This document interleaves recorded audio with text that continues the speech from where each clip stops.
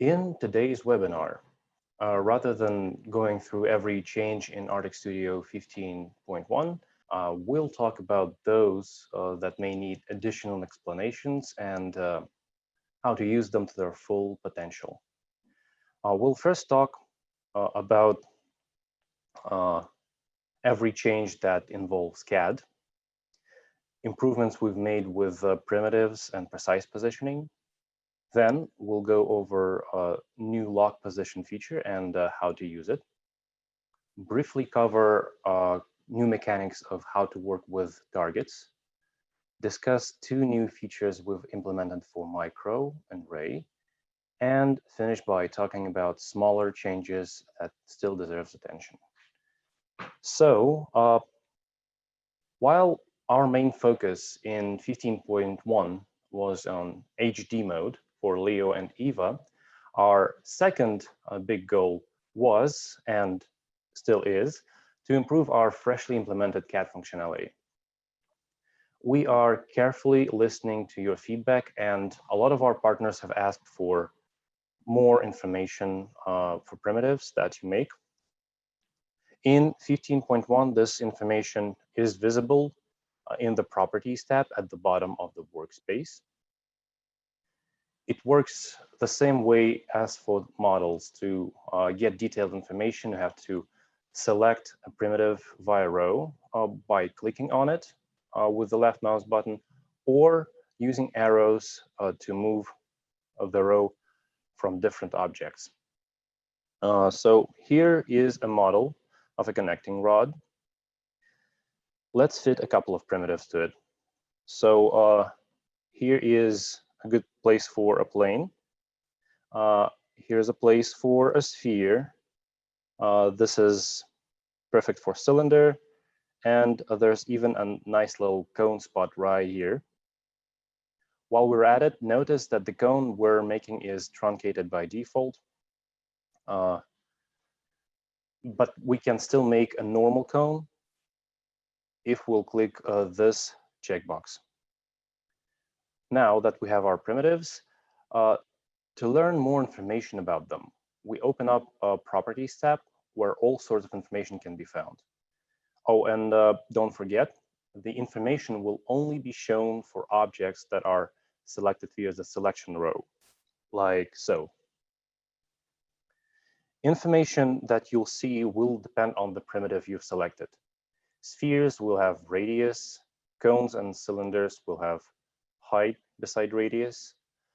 Unique to cones, there will be angle, and all primitives will have a root mean square value that shows how accurately they were fitted.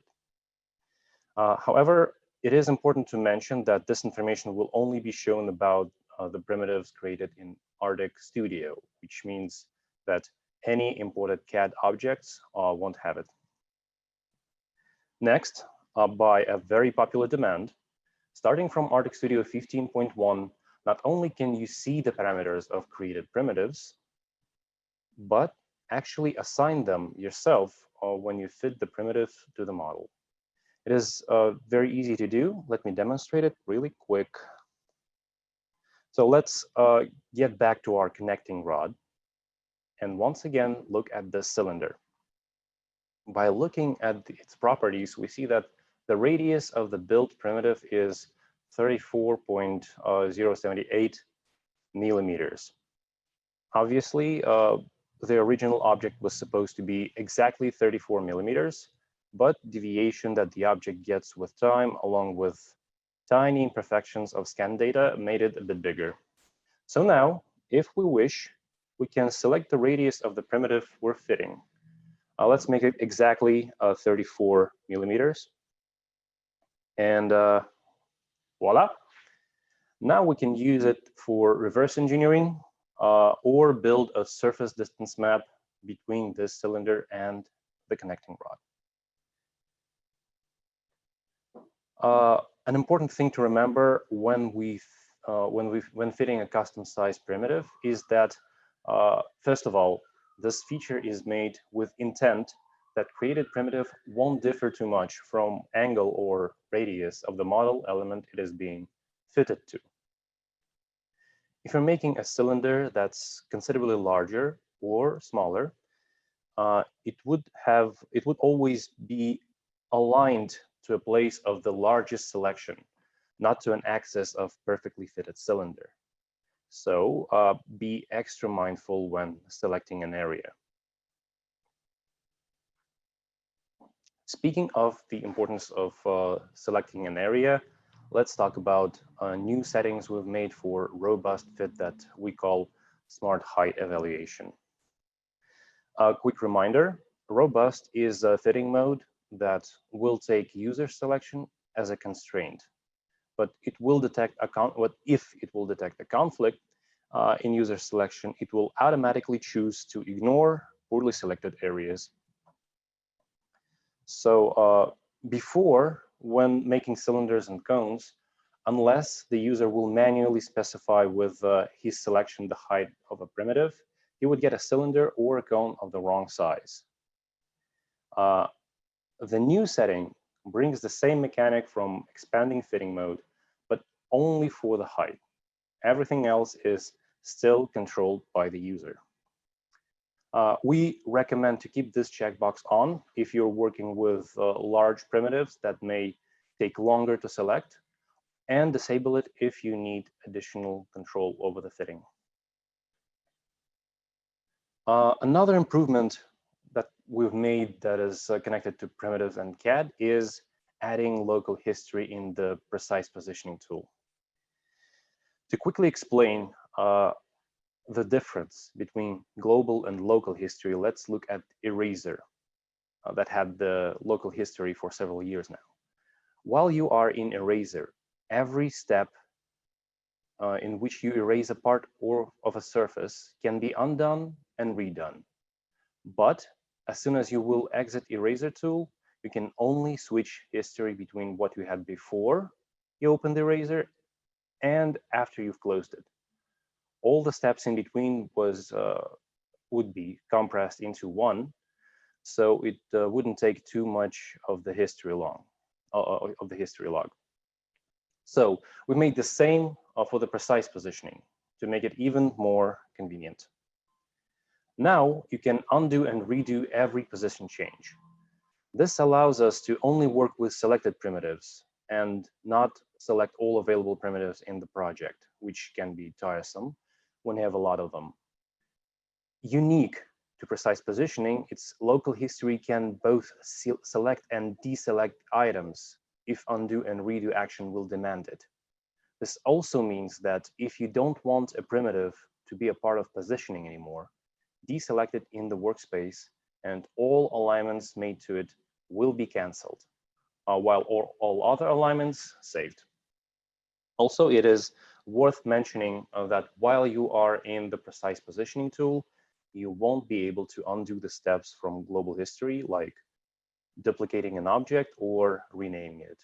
These actions will only be accessible once precise positioning tool is closed. Okay, finally, as you've probably noticed, we've started visualizing the xi and centers of the primitives in precise positioning mode for extra convenience. Spheres and planes only have one point at the center, while cones and cylinders have two more points at the bottom and the top. You can select. You can select which of these points you can align to origin. Clicking on the point you'll need will make it active. And by popular demand, we've made it possible to use them in linear measures. Now you can measure the distance between these 2 points on the primitives. You can measure the distance between the centers of the spheres, between the parallel cylinders or cones or planes. So far, the best way to get an accurate measurement is to use expand fitting option for symmetrical objects to decrease the human factor. We will definitely continue to expand measures functionality when it comes to primitives in Artec Studio 16. But for now, these are all the changes that involve CAD functionality. let's move to the next big topic. In Artec Studio 15.1, we are introducing an alternative mode to the lock mechanics. Since there are two ways to lock a scan now, they were given different names that would represent their effect: lock registration and lock position. Lock registration is the mechanics we've added in Artec Studio 14. It only works during global registration and prevents the selected scans from changing the registration of their frames. Such scans can move as a whole, but their frames registrations are locked. The icon for this status remains to look like a lock, and it can only be applied to scans with multiple frames. Fusion, SCAD objects, and Ray scans don't benefit from it, so it's impossible to set the status for them. Lock position prevents the object from changing its position as a whole. Scans marked with anchor icon can only serve as reference, but will not move no matter what. This status can be applied to any object, scan, or model. To enable it on a scan, either click the lock column 2 times. First click will enable the lock registration mode, or use a convenient button in the right-click contextual menu. The difference between these two modes may seem subtle, but those of you who have already used lock registration since Artec Studio 14 know that this actually opens many new possibilities. So let's talk about use cases for this new mode. First of all, lock position is more preferable to lock registration when it comes to improving registration of a single scan in a group of scans. Take a look at this example. Here we have a large engine scanned with Spider. It's about 15,000 frames, so you can imagine that the registration would take quite some time to make, especially if keyframe ratio is high. Let's say that one or several scans from this object aren't registered well enough. It can be either a problem in the registration, it can be a new scan that you decided to add after you've registered the rest and saw that a little bit of surface is missing. This is a fairly common scenario. I'm sure you've all been there. To illustrate the difference that lock position makes, let's talk about what our possibilities are at this point. So, option A, select all scans, increase keyframe ratio, and register them together. This is a slowest option, but the only option we had before we introduced lock mechanics in Artec Studio 14. This would take 20 minutes and 16 seconds, actually. So there's that. Option B, select all scans, log all of them with registration lock, except for the scans with problematic registration, and register them together.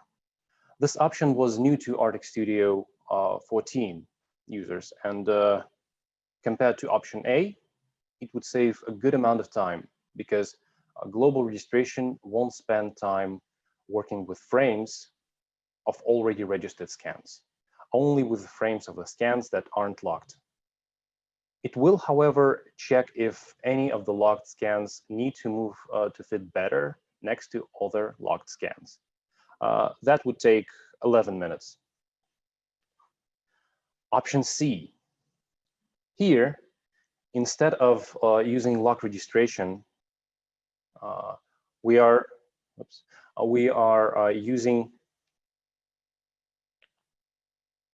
the new lock position option on the good scans. The key difference, however, is that when we are using lock position, we don't need to select all scans, only those that aren't connected to the problematic scans. If we had done this in option A or B, the scans that we would have received after registration would lose their registration with the scans that were left out. So it would have been pointless.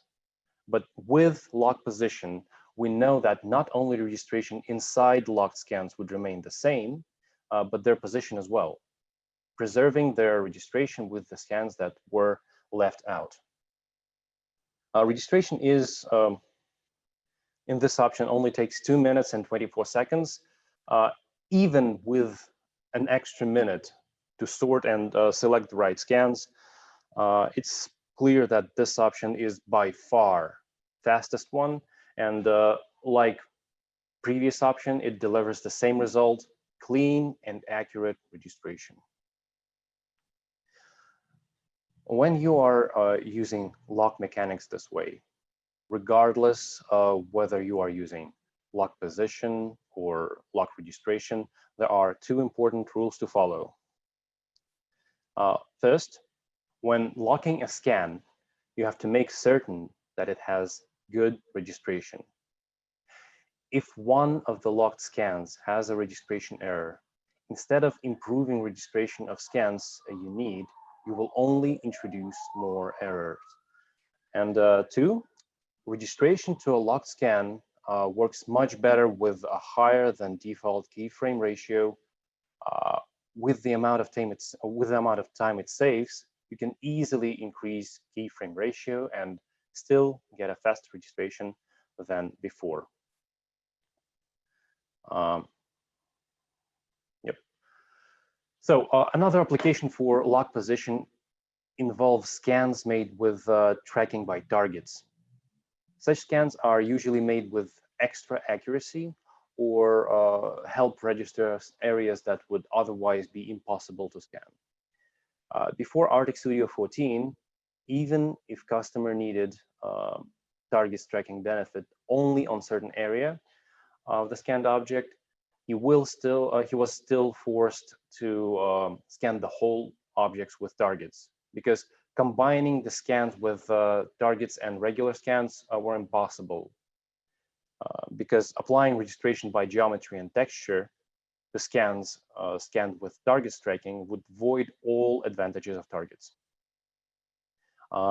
Using both lock registration and lock position on a scan taken with targets would not only preserve all benefits of targets tracking, but also share its accuracy with the scans made without targets. However, lock registration is only applicable if there is no more than one scan scanned with targets. Lock registration only preserves registration, but scans may still move during such registration, which also damages the accuracy of their alignment. Lock position, on the other hand, would prevent any changes, both in terms of registration and position to the scans. So it is a better option, which can take care of cases when lock registration just isn't enough. Okay, moving on. Lock position is a valuable tool for all users who combine Artec Ray with our handheld scanners. We get a lot of questions about how to register Ray scans with handheld scanner scans, because the registration for Ray scans and for handheld scanner scans are so different. When there are several Ray scans, registering data from Leo, for an example, to it, may slightly shift a Ray scan, throwing it off its initial registration to other Ray scans. Before, we would recommend to first make a fusion with all the Ray scans or Leo scans, so the scans would become a monolith. But now the workflow is faster and easier. You can select either Ray or Leo scans that are well registered and lock their position to make sure their position will remain intact while you are registering scans from both scanners together. Okay, moving up. Final use case for the lock position feature is to use it outside of registration.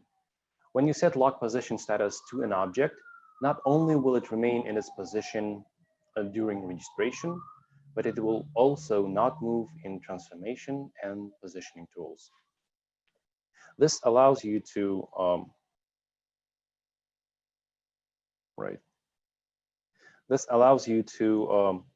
use certain objects as a reference or when repositioning something.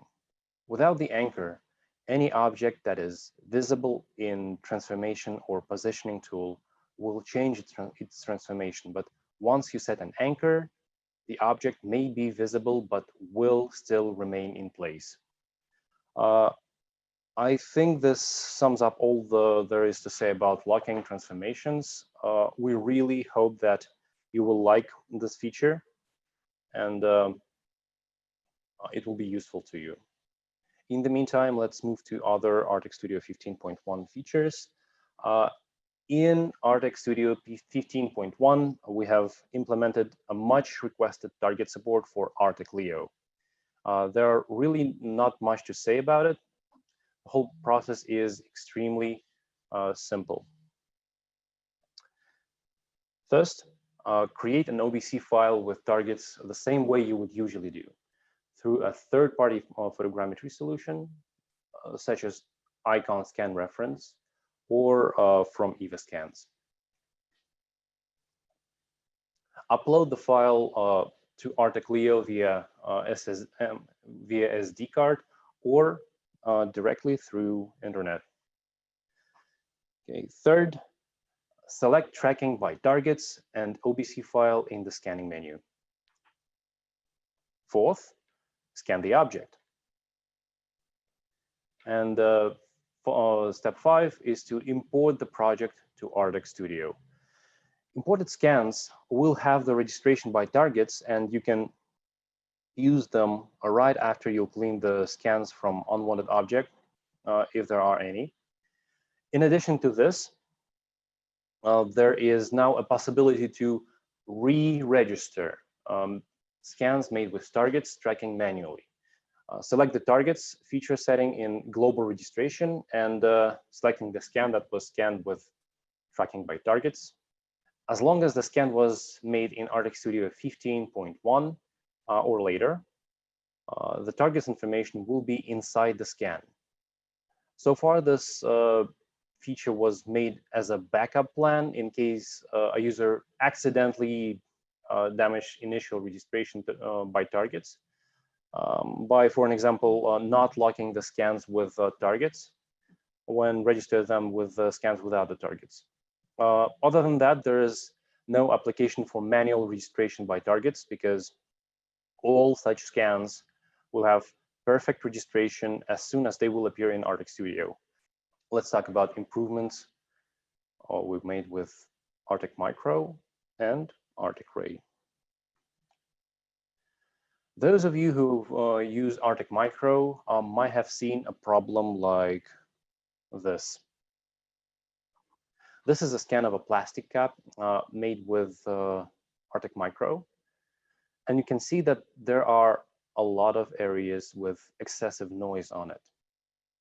This noise, as you can see, translates to the fusion, creating artifacts on the model. The extra noise on the scans may appear when three factors come together. The object of certain areas or certain areas on it are semi-reflective. Second, it was scanned under a direct angle of Micro's cameras. Third, the glossy area was scanned with only a few frames. In all the cases we've seen, if there are at least one of these conditions missed, the noise either becomes barely noticeable on the fusion or not visible on the scan. However, in certain cases, there is no avoiding this scenario, and answering to users' requests, we've made a solution, a glare noise reduction setting for fusion. When enabled, the setting automatically adjusts fusion so it would do its best to remove as much noise caused by glare as possible and give the user smooth and accurate model. The setting is unique to Artec Micro and will only be available when micro preset is selected in the tools panel. While the setting is enabled by default, there are still scenarios when user might want to disable it. When enabled, glare reduction may make it more difficult to reconstruct edges of a small holes. When watertight fusion is made, it's not a problem, but for the cases when users may need a more manageable hole filling, we recommend to disable the setting. Another pleasant improvement we've made for micro is with its scanning path. First of all, let's remember how the scanning paths are made. Micro scans the object on the table, which it can rotate and incline to capture from all angles. When a user creates a scanning path, he needs to set up a step for both swing and rotation. At each swing step, micro will take multiple frames from different rotation positions. This way, from the perspective of an object, the cameras are making several circles around it. In Artec Studio 15.1, we've made changes to the logic we use to generate micro scanning paths. So the trajectory would rather resemble a spiral rather than circles. This means that when the rotation angle reaches 360 degrees, instead of starting the next angle from 0, like before, it will still add the step. In this example, it's 110 degrees. So to the last position, and we'll begin the next cycle from resulting spot. In this example, we add 110 to 330 and get 440, or more properly, 80 degrees. To explain why this approach is superior, I'll use 2D imagery. Let's imagine that this is a projection of a scanned object. This is a 2D projection. And this is an area that Artec Micro covers with one frame. So this would be a full rotation cycle for one swing position. Here's a second cycle. You got the idea, I guess. Notice that when frames overlap, the overlap area becomes a bit darker. So this is a standard scanning path for in Artec Studio 15. By the overlap, you can see that there are areas that were scanned in literally every frame, while other areas have much smaller coverage. These are the disadvantages of the old path building. And here is how the trajectory works with the same settings in Artec Studio 15.1. The first row is identical, but the second row has fewer frames and they are positioned differently. As you can see from the overlapping areas, the new trajectory gives a much more even coverage while having fewer frames. So this is a comparison of two scans made with the same settings. While Artec Studio 15.1 has 10% fewer frames, its overall coverage is much better, which results in fewer holes. So to sum it up, a new path maker creates a path that have better coverage and fewer frames.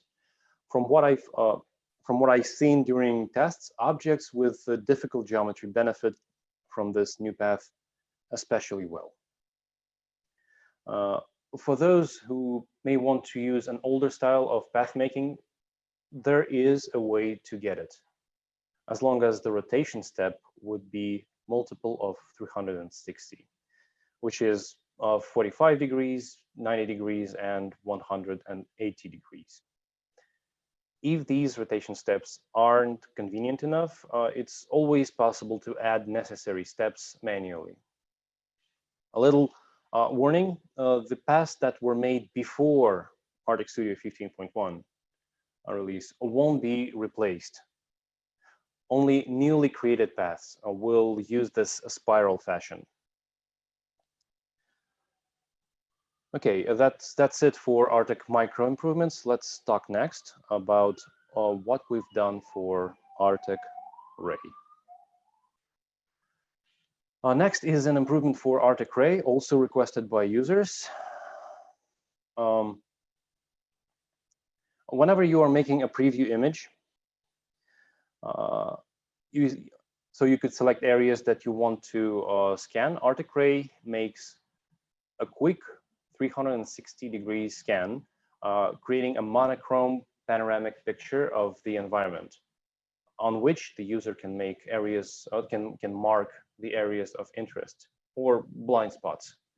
However, depending on the environment, due to the image being monochrome, some objects may prove to be difficult to identify because they are too dark or too bright on a similar background. In Artec Studio 15.1, we've added controls for brightness and contrast of the preview image. They are located at the bottom right side of the preview image and will not obstruct the image itself.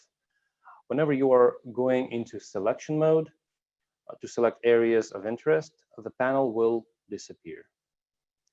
If you'll need it, disable selection or deselection mode by left-clicking on the corresponding icon. So currently, this feature is exclusive to Artec Studio, but we are working on bringing it to Android and iOS Artec Remote application for your convenience. Finally, let's talk about smaller but still impactful changes that you need to know about. Starting from Artec Studio 15.1, failed frames will not be displayed unless a show all frames mode is on. This should only benefit the users. They will not need to check if that poorly positioned frame is failed or not. As long as it is visible, it is not failed. So registration adjustment is in order. Next, due to increased popularity of texture glare suppression, as well as background color removal features, we've moved the texture frames quantity setting to the scan panel. The setting can still be accessed from settings menu, and these two settings are fully synced. And last but not least, starting from this version, you can now assign color to groups. Whenever you have a lot of scans, this really helps to assess registration between groups. The group color will only be used if the group is closed. As soon as you will open it, each subject will once again be displayed by its own color. You can remove color from the group by right-clicking on the group icon, and I think that's it. Right. Thank you all for being here. Thank you all for your attention. We really wish you to stay safe, to stay healthy. And we really hope to see you again on the next webinar and at the certification test.